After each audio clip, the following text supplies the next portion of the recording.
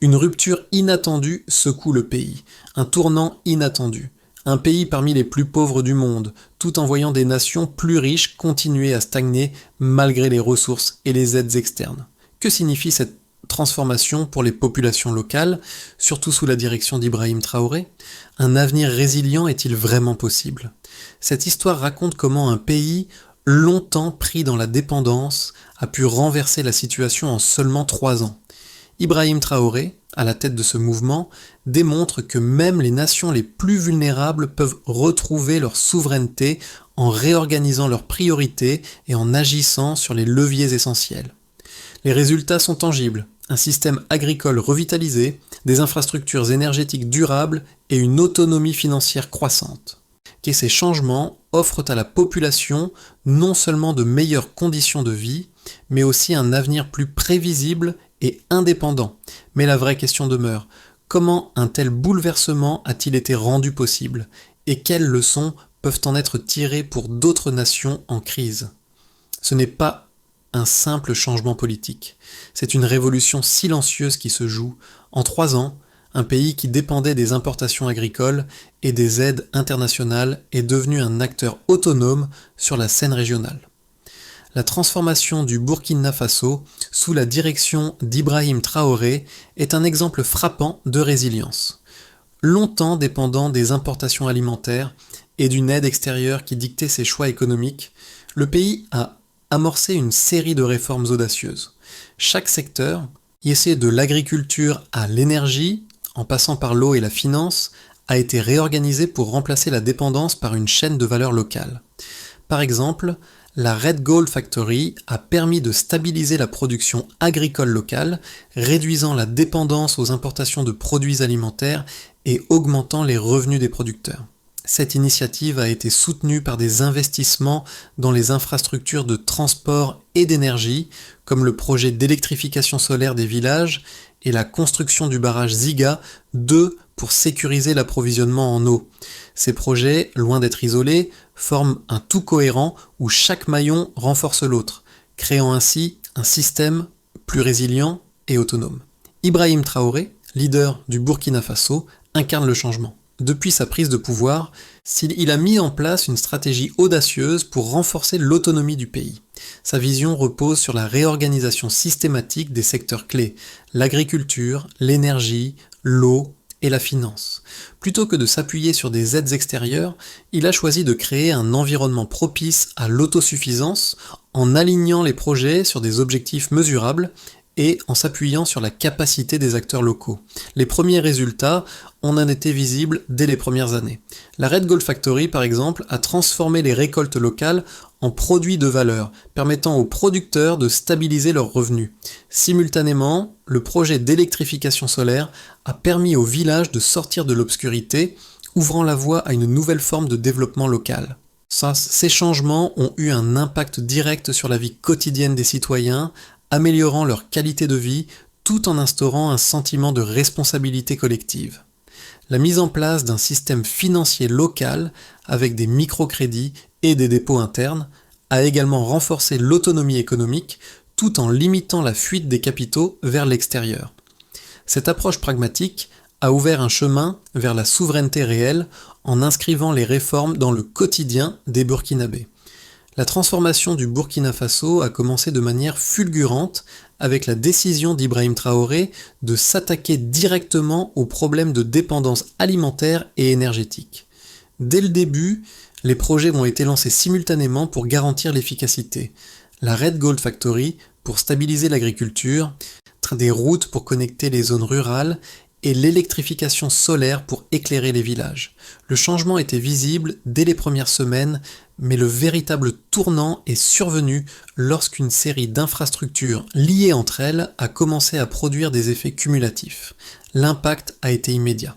Le projet de la Red Gold Factory a permis de transformer les produits agricoles locaux en produits de valeur, réduisant ainsi la dépendance aux importations et stabilisant les prix des récoltes. En parallèle, les routes construites ont permis une meilleure circulation des biens, facilitant les échanges entre les zones urbaines et rurales. Ces changements ont porté des résultats concrets.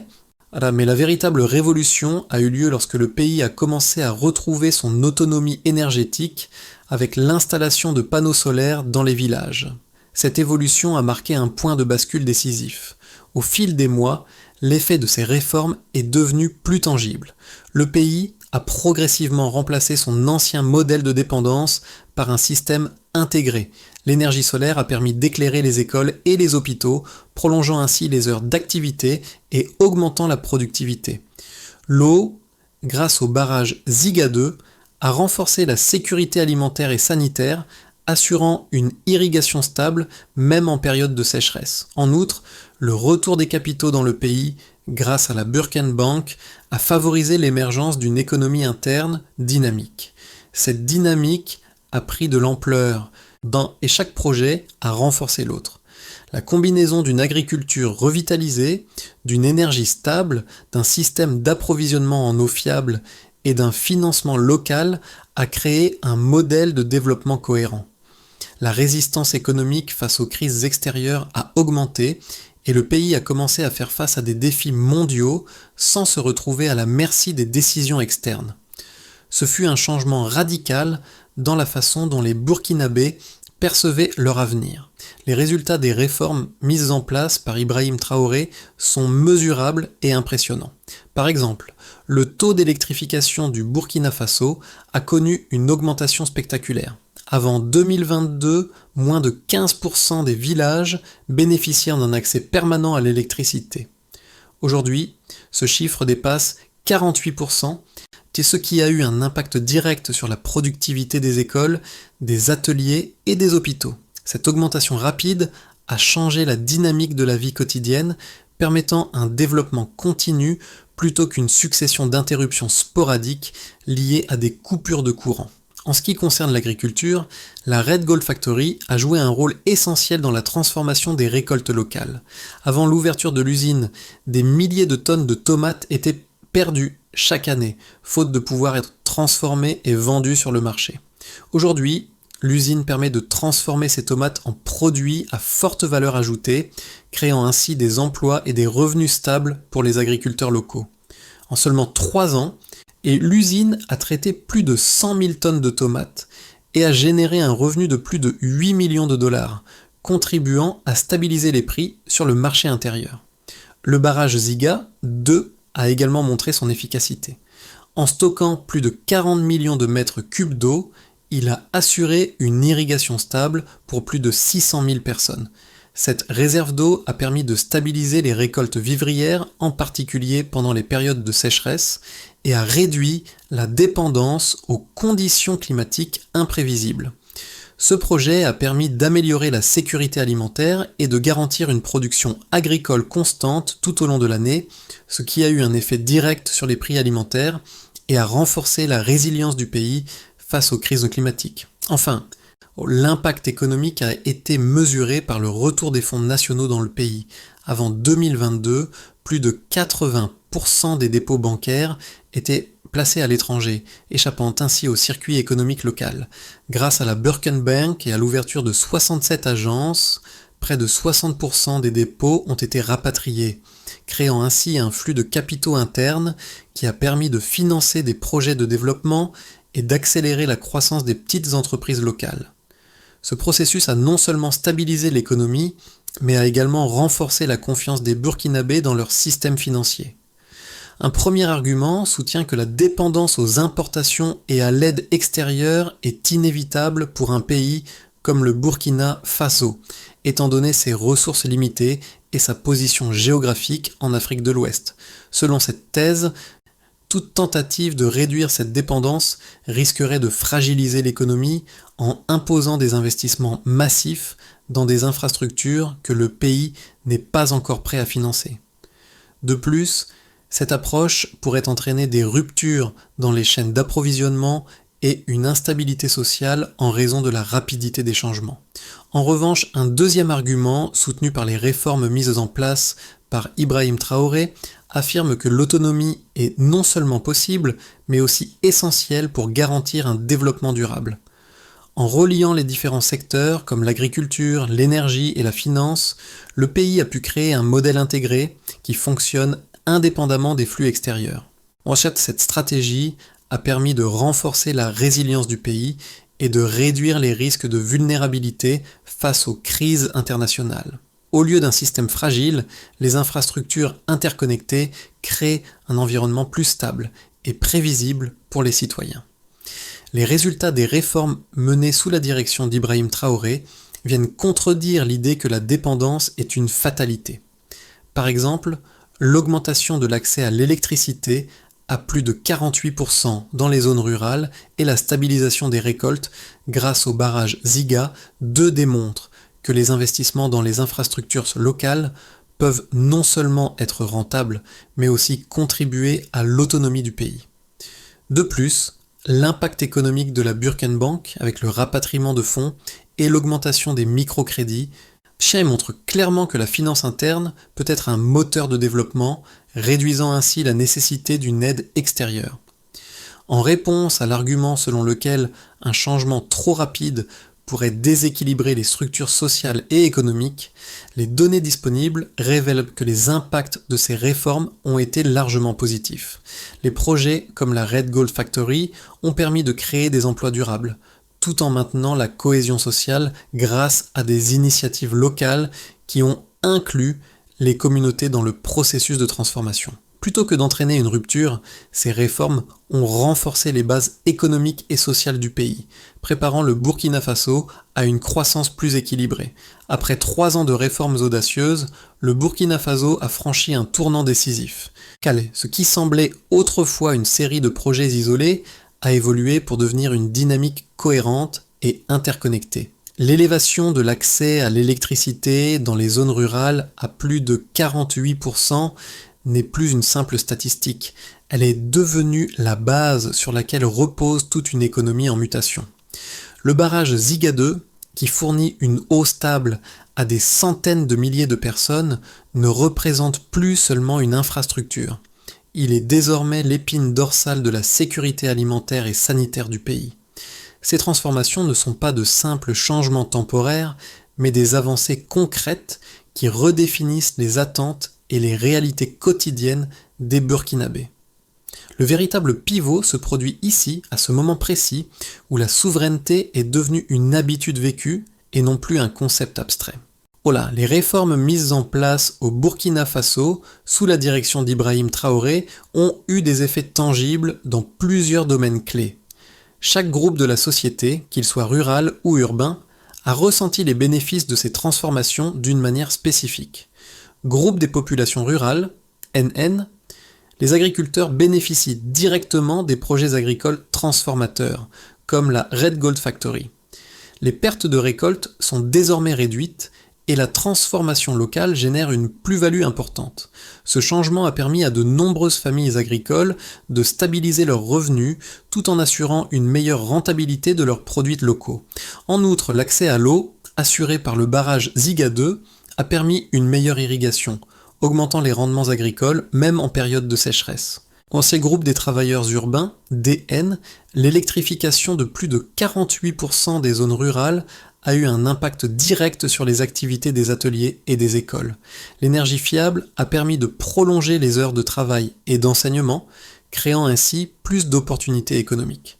Les ouvriers, notamment ceux dans les zones proches des projets d'infrastructure, ont vu leurs conditions de travail et leurs salaires s'améliorer grâce à l'expansion des entreprises locales et des microcrédits. Groupe des jeunes, ND, l'accès à une éducation prolongée grâce à l'électricité et aux écoles qui rouvrent leurs portes le soir a permis aux jeunes de bénéficier de meilleures opportunités d'apprentissage.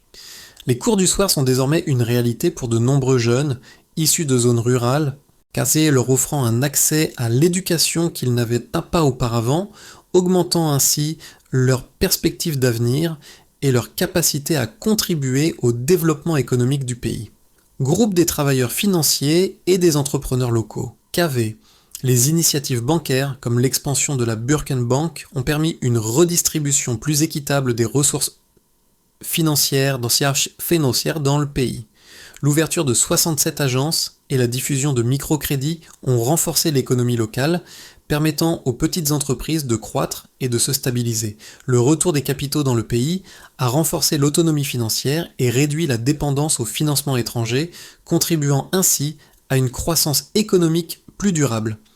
L'impact de ces changements se mesure également dans la stabilité accrue de l'économie. Les flux de capitaux, désormais dirigés vers les entreprises locales plutôt que vers l'étranger, ont permis de maintenir une certaine résilience face aux chocs économiques mondiaux. De plus, le retour de l'épargne dans le pays a favorisé la création de nouveaux emplois et renforcé la confiance des citoyens dans leurs institutions financières.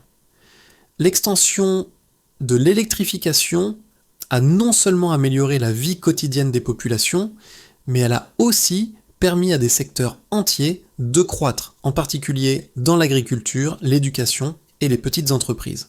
Dans ce scénario, le Burkina Faso continue de consolider ses réformes actuelles sans rupture majeure. Les infrastructures clés, comme l'électrification solaire et les projets agricoles, poursuivent leur développement à un rythme soutenu. L'agriculture continue de se stabiliser grâce à la Red Gold Factory, tandis que l'eau et l'énergie soutiennent la production agricole et les entreprises locales. Le taux d'électrification reste supérieur à 48% dans les zones rurales, permettant une expansion continue des activités économiques. La croissance se maintient à environ 5%, soutenue par la production locale et une discipline administrative qui assure la continuité des projets.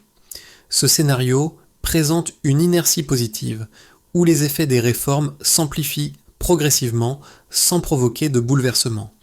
Le Burkina Faso parvient ainsi à maintenir son cap de transformation, avec des bases solides pour l'avenir. Ce scénario envisage une expansion régionale accélérée. Le modèle de développement du Burkina Faso, basé sur l'interconnexion des infrastructures locales, est adopté par d'autres pays de la région sahélienne. Le Mali, le Niger et la Guinée commencent à implémenter des stratégies similaires, cherchant à reproduire l'efficacité du système intégré de transformation agricole, d'électrification et de finances. Les corridors commerciaux entre ces pays se renforcent, réduisant la dépendance aux ports étrangers et fluidifiant les échanges de biens transformés. La coopération régionale améliore les perspectives économiques avec une réduction significative de la pauvreté dans les zones rurales. La croissance économique dépasse les 6% grâce à une augmentation des investissements locaux et à une plus grande coopération avec les partenaires régionaux. Ce scénario traduit l'exportation réussie du modèle burkinabé et un avenir plus intégré au sein de la région sahélienne. Passant dans un scénario plus difficile, le Burkina Faso pourrait faire face à une pression extérieure croissante. Les marchés mondiaux se resserrent, les exportations ralentissent et l'inflation pourrait augmenter, affectant la croissance. Malgré ces défis, le pays resterait relativement stable grâce à ses infrastructures internes. Les projets d'énergie, d'eau et d'agriculture permettent d'atténuer les effets négatifs de ces pressions extérieures. Le taux de croissance tomberait à environ 2%, mais les bases du système local, telles que les microcrédits et les infrastructures non durables, continueraient de soutenir l'économie. Ce scénario souligne la résilience du pays face à des contraintes extérieures et l'importance d'un système local solide qui peut amortir les chocs économiques mondiaux. Quel que soit le scénario, si l'avenir du Burkina Faso dépendra de sa capacité à maintenir l'intégration de ses réformes dans tous les secteurs.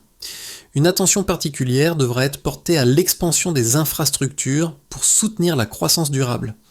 Les investissements dans les secteurs clés doivent être poursuivis pour garantir une résilience à long terme.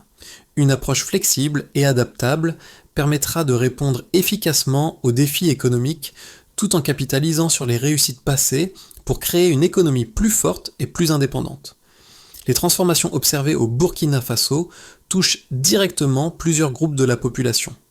Pour les agriculteurs, l'impact de la Red Gold Factory est profond. En stabilisant les prix et en réduisant les pertes de récolte, le modèle burkinabé permet à de nombreuses familles rurales de vivre plus sereinement et de voir leur travail reconnu sur le marché local. Les jeunes, quant à eux, bénéficient d'une nouvelle opportunité grâce à l'électrification. Les écoles, qui rouvrent leurs portes en soirée, offre un accès à l'éducation pour ceux qui n'avaient en fait pas cette chance auparavant, leur ouvrant des portes vers un avenir meilleur. Du côté des travailleurs urbains, l'amélioration des infrastructures et de l'accès à l'énergie crée un environnement favorable à l'expansion des petites entreprises et des ateliers. Cela se traduit par un renforcement de l'économie locale et des conditions de travail améliorées. Les entrepreneurs bénéficient également des microcrédits qui permettent de financer leurs projets, assurant ainsi la croissance du tissu économique interne. Pour ceux qui suivent de près cette transformation, il est crucial de comprendre que ce n'est pas seulement une question d'infrastructure. Ce changement est d'abord humain, ancré dans la vie quotidienne de chacun. Les décisions prises à l'échelle nationale impactent chaque individu, des agriculteurs aux jeunes, en passant par les entrepreneurs. La question à se poser est simple. Comment pouvez-vous, à votre échelle, participer à cette dynamique de changement ? Que vous soyez acteur local ou simple observateur, votre rôle dans cette transformation est essentiel. Les actions locales ont un pouvoir de changement qui peut résonner à l'échelle nationale. La première étape pour maintenir cette dynamique réside dans l'identification claire des besoins vitaux. Il est impératif que le gouvernement continue de prioriser des secteurs spécifiques comme l'énergie, l'agriculture, l'eau et la finance. Ces secteurs doivent être renforcés de manière coordonnée pour assurer la durabilité des réformes. Le projet d'électrification doit s'étendre davantage, atteignant une plus grande proportion de la population rurale afin d'augmenter les heures d'activité et de stimuler l'économie locale. Ensuite, il faut continuer à former des techniciens et des artisans locaux pour garantir que les infrastructures restent fonctionnelles et que le savoir-faire reste dans le pays. Des formations régulières doivent être mises en place pour maintenir la qualité des services, notamment dans les zones rurales. Les acteurs locaux devront assumer un rôle clé dans la gestion et l'entretien des installations énergétiques et agricoles. Enfin, des mécanismes de suivi rigoureux doivent être instaurés pour mesurer les progrès à travers des bilans publics réguliers permettant d'ajuster les politiques en fonction des résultats observés. À l'image de Mariam, dont les récoltes jadis perdues sont aujourd'hui transformées en produits de valeur, le pays tout entier semble avoir retrouvé sa place dans la chaîne de valeur mondiale. Ce changement n'est pas qu'une question de chiffres ou de projets, il se reflète dans la vie quotidienne de chaque Burkinabé. La dignité d'un peuple se construit à travers l'effort quotidien et ce sont ces efforts qui redéfinissent l'avenir de la nation. Les transformations observées au Burkina Faso ne sont pas seulement des projets d'infrastructure ou des réformes économiques. Elles symbolisent un retour à l'autonomie et à la dignité pour un peuple qui a longtemps été dans l'ombre. C'est un exemple vivant de ce que peut accomplir une nation lorsqu'elle choisit de se réinventer, de se libérer des dépendances extérieures et de s'appuyer sur ses propres forces. Pour comprendre en profondeur ce processus, il est essentiel de suivre les évolutions, d'interagir et de participer activement aux discussions sur l'avenir de ces réformes. Que ce soit à travers des forums, des discussions en ligne ou des initiatives locales, chaque voix compte. Que pouvez-vous apporter à ce changement ?